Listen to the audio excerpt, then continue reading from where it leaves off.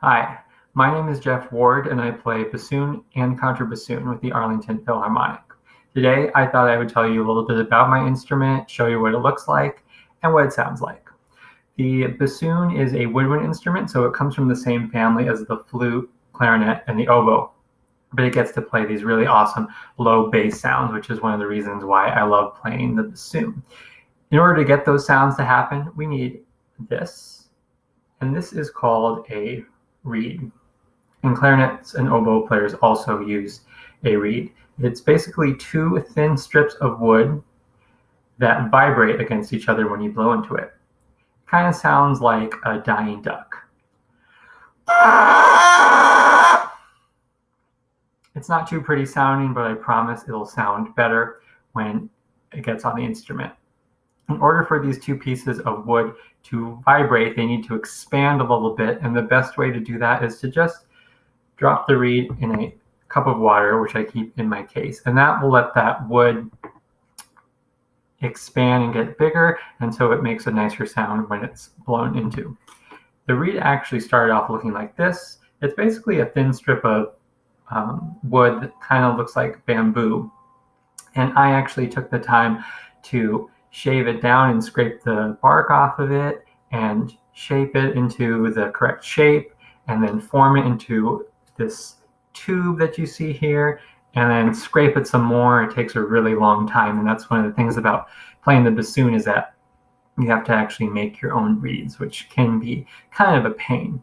All right, while that reed is soaking and getting wet, let's go ahead and get the instrument put together. So the bassoon actually comes in a bunch of different pieces, which makes it a lot easier to put in a case and take to rehearsals and concerts. So when we get to playing, we actually have to put it all together. So the first piece is the bottom piece, and this is called the boot.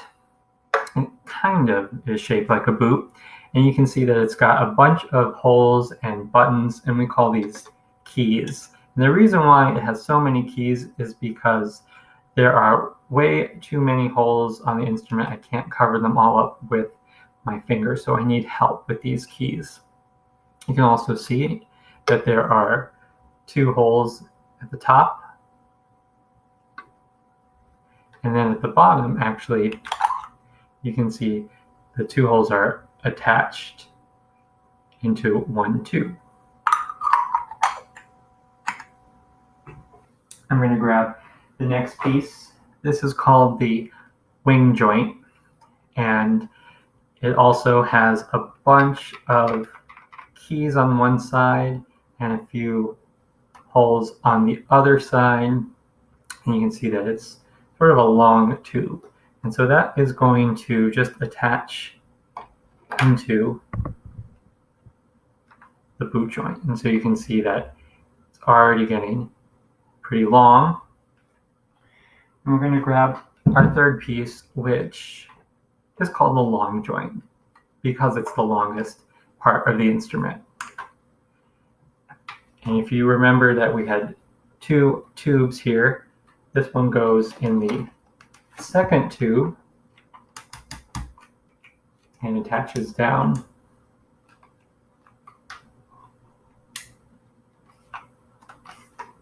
So at this point we have a pretty long instrument. We still have a couple more pieces left. This is the bell. It's kind of shaped a little bit like a bell, although not too much. It only has one key on it, and this little ring here on the top actually came from an elephant.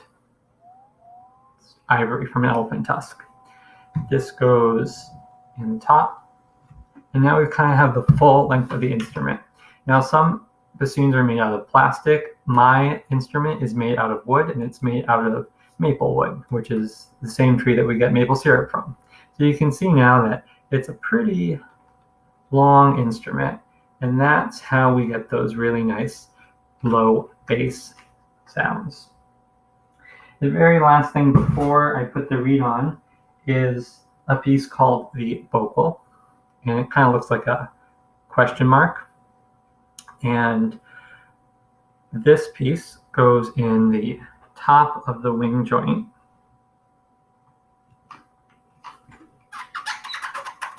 And that makes it so when I get ready to play the instrument, it's in a good position for my mouth. And then finally, of course, you remember we need to get the reed back. So I'm going to grab the reed. And once we put the reed on the instrument, it does make a much nicer sound than what we heard before with just the reed.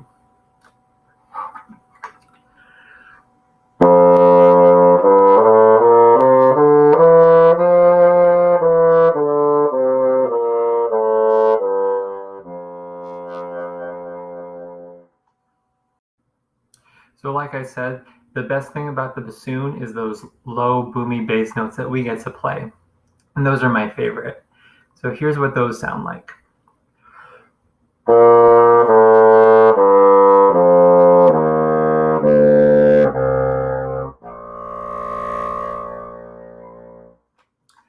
But we have a whole bunch of notes available to us on the bassoon, and we can go up pretty high too.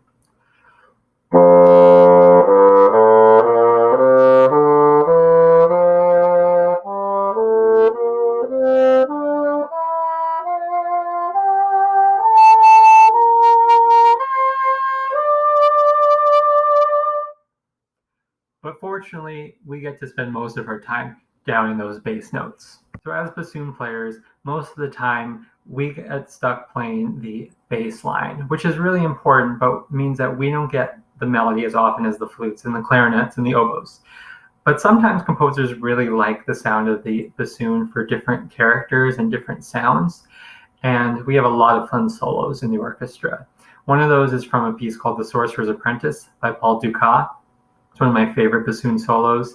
And you may recognize it from the movie Fantasia with Mickey Mouse. And it's especially fun because 3 bassoons get to play it all at once. Here's what that sounds like.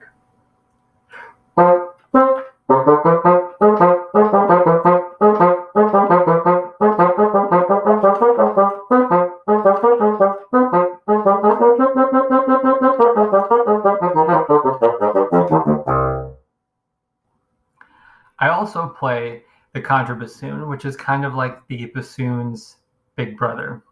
It's a really fun instrument to play, and like I said, I love those low notes, and that's why I love the contrabassoon so much, is that it's even lower than the bassoon, and I get to play so many of those fun, loud, low notes. The contrabassoon, just like the bassoon, has a reed, and this was our bassoon reed, and the contrabassoon reed already is a lot bigger. It's not quite twice as big, but it's close to it. And I actually bought this reed. I didn't want to spend the time to make it, but some contrabassoon players do make their own reeds. And just like the bassoon, I'm going to drop it off into a cup of water to get it wet and ready to vibrate when I play the instrument. Unfortunately, the contrabassoon doesn't really come apart like the bassoon does, so it makes it a lot harder to carry around to concerts and rehearsals. As you can see, the contrabassoon is a pretty big instrument. Instead of the 2 tubes that the bassoon had, the contrabassoon actually has 4 tubes connected, and it's really big. I'm going to see if I can try to get it in the frame, and it's still going. And I even have a little floor peg that helps me hold it while I'm playing. You can see it's a huge instrument. It's got lots of metal parts on it. It's got this big bell. This one actually looks a lot more like a bell. And just like the bassoon, it has keys and holes, and you actually can't see any of the holes because the way the holes are positioned on the instrument, there's no way that I can reach with my fingers. I need those keys to cover the holes. You can also see it's got 2 bended tubes like the bassoon, and just like the bassoon, it's got a vocal. But everything on the contrabassoon is just so much bigger and heavier. And because of that, the contrabassoon is not as common as the regular bassoon. Composers only use it occasionally when they want that extra low sound, but I think the contrabassoon is a really beautiful sounding instrument. It matches really well with those low string instruments like the cello and the double bass and the tuba, and it just makes this really, really rich, beautiful low sound. And when I take my reed, which is all soaked and ready to vibrate, this is what the contrabassoon sounds like.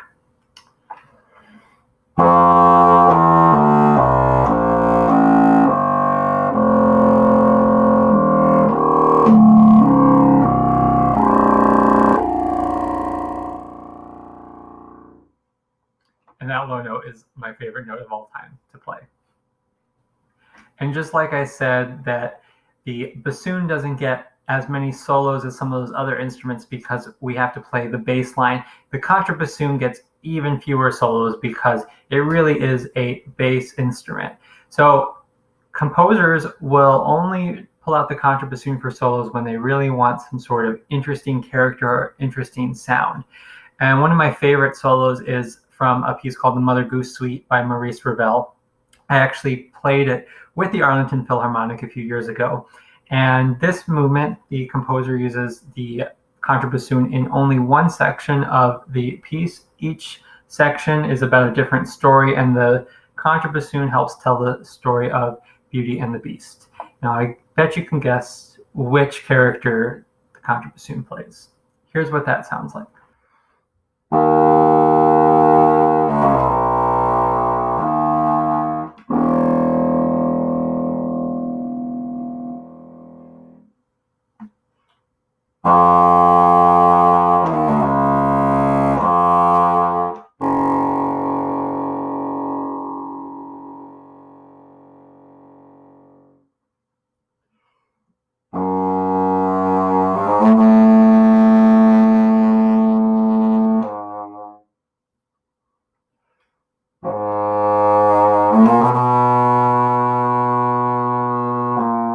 I really enjoyed being able to share some information with you about the bassoon and the contrabassoon today. Thank you so much for watching. Make sure you check out the other videos that other Arlington Philharmonic members have made about their instruments. Bye.